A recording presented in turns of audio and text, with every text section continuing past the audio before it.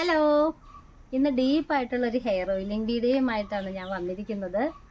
അപ്പോൾ എല്ലാവർക്കും അറിയാം, നല്ല ആയുർവേദ കാച്ചെണ്ണകളൊക്കെ തേച്ചിട്ടുണ്ടെങ്കിൽ തലമുടി നന്നായിട്ട് വളരുമെന്നല്ലേ.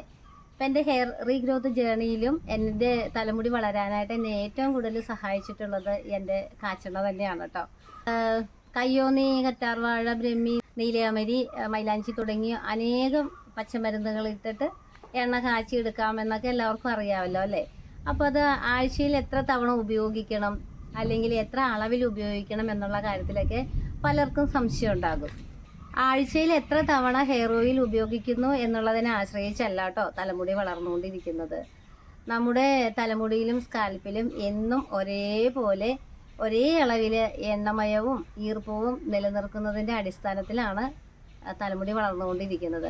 സ്ഥിരം എണ്ണ ഉപയോഗിക്കുന്നവർക്ക് അറിയാട്ടോ എത്ര അളവിൽ തേക്കണം. അത് തലമുടിയിൽ എണ്ണ കുറഞ്ഞു പോകുമ്പോഴുള്ള ബുദ്ധിമുട്ടൊക്കെ എണ്ണ പതിവായിട്ട് ഉപയോഗിക്കുന്നവർക്കറിയാം. ഞാൻ പറഞ്ഞു തരേണ്ട ആവശ്യമില്ലല്ലോ. ഇതൊക്കെ ഉപയോഗിക്കുമ്പോൾ നമ്മുടെ തലമുടിയുടെ സ്ട്രക്ചർ വളരെ മിനുസമുള്ളതായിട്ടും ആരോഗ്യമുള്ളതായിട്ടും മാറുന്നതായിട്ട് കാണപ്പെട്ടിട്ടുണ്ട് കേട്ടോ. അപ്പോൾ അതൊന്നും എല്ലാവരും ഒന്ന് ട്രൈ ചെയ്ത് നോക്കണം. അപ്പോൾ ഇന്നത്തെ വീഡിയോയിൽ നല്ല ഡീപ്പായിട്ടുള്ളൊരു ഹെയർ ഓയിലിംഗ് ചെയ്യുന്നുണ്ട്. അതുപോലെ തന്നെ ഈ ഹെയർ ഓയിൽ വാഷ് ചെയ്ത് കളയാനായിട്ട് ഒരുപാട് ഷാമ്പൂ ഒന്നും ഉപയോഗിക്കാതെ നാച്ചുറലായിട്ടുള്ള മാർഗ്ഗം ഉപയോഗിച്ച് ഇത് എങ്ങനെ വാഷ് ചെയ്ത് കളയാമെന്നും കൂടെ വിവരിക്കുന്നുണ്ട് കേട്ടോ. അപ്പോൾ അതുകൊണ്ട് ആരും സ്കിപ്പ് ചെയ്യാതെ വീഡിയോ പൂർണ്ണമായിട്ടും കാണണം. നമ്മൾ ഉപയോഗിക്കുന്ന ഹെയർ ഓയിൽ തലമുടിയുടെ വോളിയത്തിന് വേണ്ടത്ര അളവിൽ എടുത്തതിന് ശേഷം അതിലേക്കൊരു വൈറ്റമിൻ ഇയുടെ ക്യാപ്സ്യൂള് പൊട്ടിച്ച് ഒഴിച്ചു കൊടുക്കാം. ഈ ഹെയർ ഓയിൽ ഞാൻ ഒരു ചൂടായ സ്റ്റീൽ തവിയിലേക്ക് ഒഴിച്ച് ചൂടാക്കിയതിന് ശേഷമാണ് കേട്ടോ എടുത്തിരിക്കുന്നത്. നിങ്ങൾക്ക് വേണമെങ്കിൽ ഇത് വെയിലത്ത് വെച്ചും ചൂടാക്കി എടുക്കാം.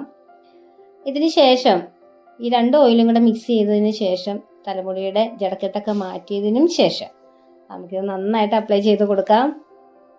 തലമുടി നന്നായിട്ട് വളരാൻ നമുക്കുണ്ടായിരിക്കേണ്ട ഒരു ശീലമാണ് രാവിലെ എഴുന്നേറ്റാൽ ഉടനെ തന്നെ തലമുടിയുടെ ജടക്കെട്ടൊക്കെ മാറ്റി വൃത്തിയായി ചീകി വാരി കെട്ടി വെക്കുക എന്നുള്ളത്. എപ്പോഴും അഴിച്ചിട്ടുണ്ടൊന്നും നടക്കാതെ ഒന്നുകിൽ പിന്നി കെട്ടി വെക്കുക, അല്ലെങ്കിൽ റൗണ്ടായിട്ട് വാരി ചുറ്റിക്കെട്ടി വെക്കണം കേട്ടോ. അപ്പോൾ എന്താണെന്ന് വെച്ച് കഴിഞ്ഞാൽ ഈ മുടി ഉടക്കി വീഴാതെ ഇരിക്കും, പൊട്ടിപ്പോവാതെയൊക്കെ ഇരിക്കും. അപ്പോൾ ഉള്ള വോളിയം അതേപോലെ തന്നെ നിലനിർത്താനും സാധിക്കും. തലമുടിക്ക് വളരാനായിട്ടൊരു ഇടം കൊടുക്കണ്ടേ, അതിങ്ങനെ വളർന്നുകൊണ്ടേയിരിക്കും. അതുമാത്രമല്ല, രാവിലെയും രാത്രിയും ഇതുപോലെ ഡീറ്റാംഗ്ലിംഗ് ചെയ്യുന്നതിലൂടെ സ്കാൽപ്പിനൊക്കെ നല്ലൊരു മസാജിങ് കിട്ടുകയും രക്തയോട്ടമൊക്കെ വർദ്ധിപ്പിക്കാൻ അത് സഹായിക്കുകയൊക്കെ ചെയ്യും. ഇതൊക്കെ തലമുടി വളർച്ചയ്ക്ക് വളരെ യൂസ്ഫുൾ ആയിരിക്കും കേട്ടോ. കഴുത്തിന് ഇരുവശത്തും കൂടെ തലമുടി മുൻവശത്തോട്ട് ഇട്ടിട്ട് ഹെയർ ഓയിൽ അപ്ലൈ ചെയ്യുവാണെന്നുണ്ടെങ്കിൽ തലമുടിയുടെ എല്ലാ ഭാഗത്തും സ്കാൽപ്പിലും ഒക്കെ നമുക്ക് നല്ല രീതിക്ക് ഓയിൽ മസാജിങ് ചെയ്ത് കൊടുക്കാൻ പറ്റും കേട്ടോ. അപ്പോൾ സ്പ്ലിറ്റ് എൻഡിങ്സ് ഒക്കെ ഉണ്ടെങ്കിൽ പോകുവാനായിട്ട് തലമുടിയുടെ പുറമേയും അതുപോലെ ഈ മുടിത്തുമ്പിലും ഒക്കെ നല്ല രീതിയിൽ എണ്ണ മസാജ് ചെയ്ത് കൊടുക്കണം.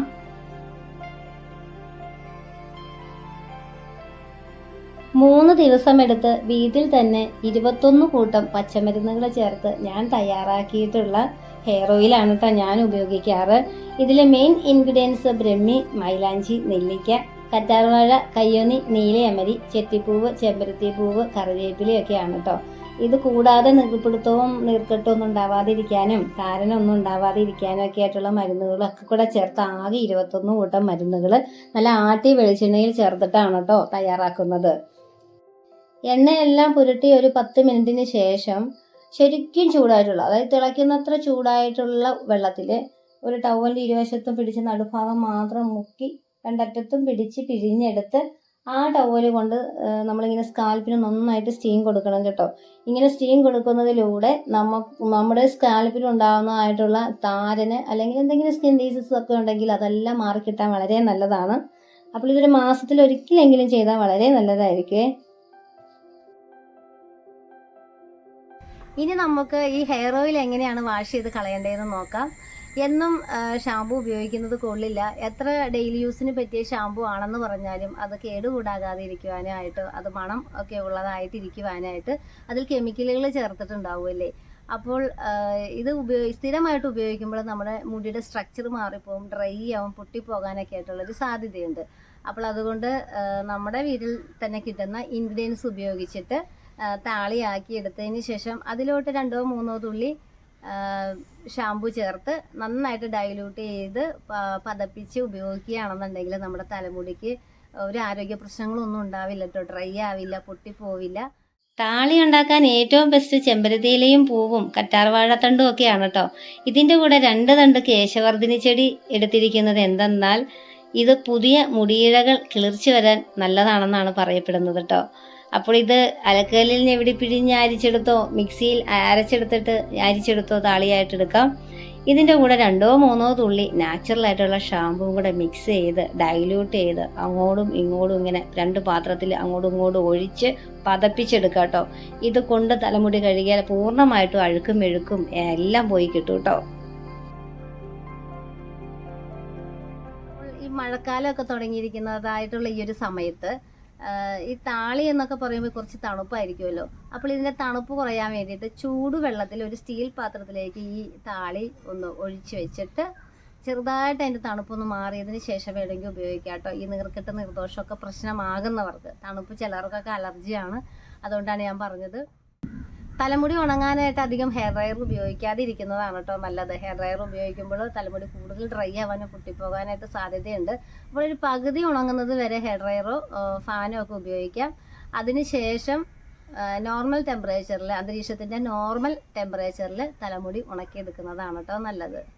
അപ്പോൾ ഇന്നത്തെ വീഡിയോ ഇഷ്ടമായെങ്കിൽ ലൈക്ക് ചെയ്യുക. എൻ്റെ ചാനൽ സബ്സ്ക്രൈബ് ചെയ്യാതെയാണ് കാണുന്നതെങ്കിൽ ഒന്ന് സബ്സ്ക്രൈബ് ചെയ്യണം കേട്ടോ. താങ്ക്